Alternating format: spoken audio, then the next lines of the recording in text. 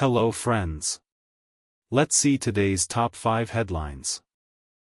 India has imported Russian crude oil worth approximately €144 billion since the Ukraine war began in February 2022, according to a report from the Center for Research on Energy and Clean Air, KIRAN.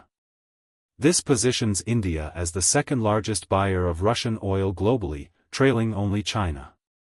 The KIRAN analysis highlights how India stepped in as the primary purchaser of discounted Russian crude after Western nations imposed sanctions on Moscow following its invasion of Ukraine. Over this period, Russia's total earnings from global fossil fuel sales have reached around €1 trillion, funds that KIRAN claims continue to support the conflict. China leads with purchases totaling €293.7 billion, including €210.3 billion in oil, €42.7 billion in coal, and €40.6 billion in gas, up to January 3, 2026. India followed with €162.5 billion in fossil fuels, comprising €143.88 billion in oil and €18.18 billion in coal.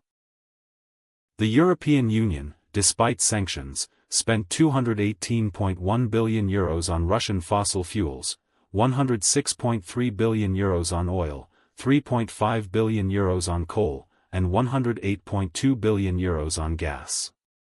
KIRAN notes that one-fifth of Russia's trillion-euro revenue stems from EU imports, largely gas, which remains unsanctioned.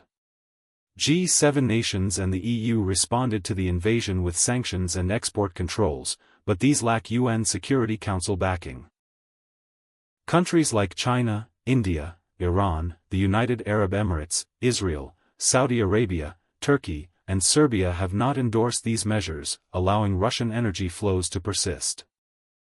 India aims to achieve a landmark milestone in its space program by landing astronauts on the Moon by 2040, according to AS KUMAR, the former chairman of the Indian Space Research Organisation, ISRO. Speaking on Wednesday at the inauguration of the 5th Astronomical Society of India, ASI, symposium, Kumar outlined an ambitious roadmap for the nation's cosmic endeavors. Currently serving as chairman of the Management Council at the Physical Research Laboratory, PRL. Kumar emphasized that the period leading up to 2040 will feature a series of pivotal space missions. He highlighted India's determination to not only place its astronauts on the lunar surface but also ensure their safe return to Earth. In addition to the manned lunar landing, Kumar revealed plans for India to establish its own space station by the same 2040 deadline. This dual achievement underscores the country's accelerating push towards self-reliant space infrastructure and sustained human presence beyond low Earth orbit.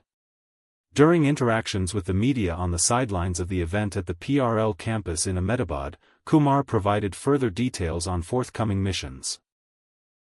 He mentioned an imminent Chandrayaan follow-on mission, building on the successes of previous lunar explorations like Chandrayaan-3, which made India the first nation to soft land near the Moon's south pole.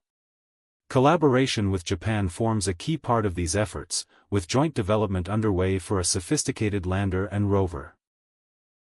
These technologies will target the south polar region of the Moon, a scientifically rich area believed to hold water ice and other volatiles essential for future exploration.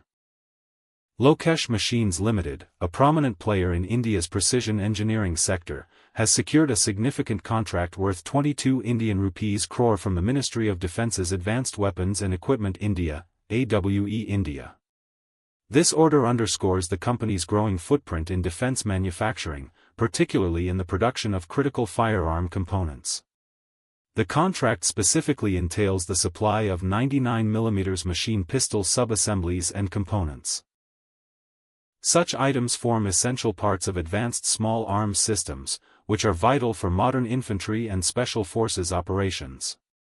The precision required for these sub-assemblies highlights LOKESH Machines' expertise in high-tolerance machining. As per the company's exchange filing with the Bombay Stock Exchange, BSE, the total order value amounts to precisely Indian rupee 22,0046,400. This figure reflects the scale of the procurement, aligning with the Indian Armed Forces' push towards indigenous sourcing under the Atmanirbhar Bharat initiative. Execution of the order must be completed on or before March 19, 2026, providing LOKESH machines with a clear timeline of approximately 2 months from the announcement date. This deadline ensures timely integration into defense supply chains, potentially supporting ongoing modernization programs. India's Space Agency, ISRO, has scheduled 2 key strategic satellite launches for the first quarter of 2026, marking a rebound from setbacks in the previous year. On January 12 at 10:17 a.m. IST, the PSLV C-62 will lift off from Sriharikota, carrying the DRDO-developed hyperspectral Earth observation satellite UNVESHA, also known as EOS N1. This mission, managed by New Space India Ltd, NSAL, will also deploy 18 co-passenger satellites from Indian and international users.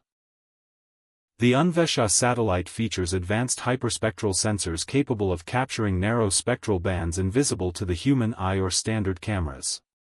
These enable detection of camouflaged objects, such as concealed metals, vehicles, or troop movements, by analyzing unique color reflections, proving invaluable for strategic surveillance.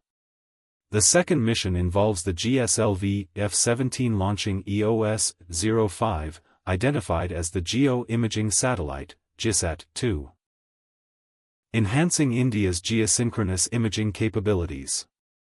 These launches follow 2 notable failures in 2025, the PSLV C-61/EOS-09 mission on May 18, which suffered a mid-flight anomaly with an estimated loss of 850 Indian rupees crore, and the GSLV F-15/NVS-02 on January 29, thwarted by a pyro valve malfunction costing around 300 Indian rupees crore. Historical setbacks include the 2021 GSLV F-10/GISAT-1 cryogenic failure and the 2017 PSLV/IRNSS-1H heat shield issue. However, ISRO ended 2025 on a high note with the successful LVM-3 launch of the military GS-87R, CMS-03, in November. Beyond these, ISRO plans additional missions by March 2026. The HLVM-3G1/OM1 will conduct the first uncrewed Gaganyaan test, validating human-rated systems from launch to crew module recovery. PSLV C-63/TDS-01 will demonstrate high-thrust electric propulsion, indigenous TWT amplifiers, and quantum key distribution for future all-electric satellites and transponders. India and Germany stand on the brink of sealing their largest military contract to date, centered on the joint production of 6 advanced submarines for the Indian Navy. This development coincides with the upcoming visit of German Chancellor Friedrich Merz to India on the 12th and the 13th of January. The agreement promises to bolster India's underwater capabilities amid growing regional security challenges. The deal involves ThyssenKrupp Marine Systems, TKMS, a German heavyweight in submarine manufacturing, partnering with Mazagon Dock Shipbuilders Limited, MDL, a Mumbai-based public sector undertaking under India's Ministry of Defence.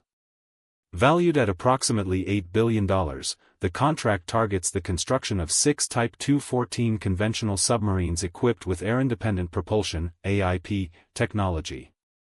This pact builds on a memorandum of understanding signed between the two firms in June 2025. TKMS brings its expertise as the global leader in non-nuclear submarines featuring AIP systems, which enable vessels to remain submerged for extended periods, up to 6 days in operational scenarios. MDL, renowned for its shipbuilding prowess, will handle the construction and delivery of the submarines entirely in India. The collaboration emphasizes significant local content, aligning with India's push for indigenous defense manufacturing under initiatives like Make in India. Under Project 75 of the Indian Navy, these stealth submarines will incorporate the latest German engineering and design inputs, supplemented by TKMS consultancy. The AIP technology addresses a critical operational need, allowing diesel-electric submarines to operate without frequent surfacing for battery recharging, thereby enhancing stealth and endurance in contested waters. Thanks for watching. Please like, share and subscribe the channel for more videos.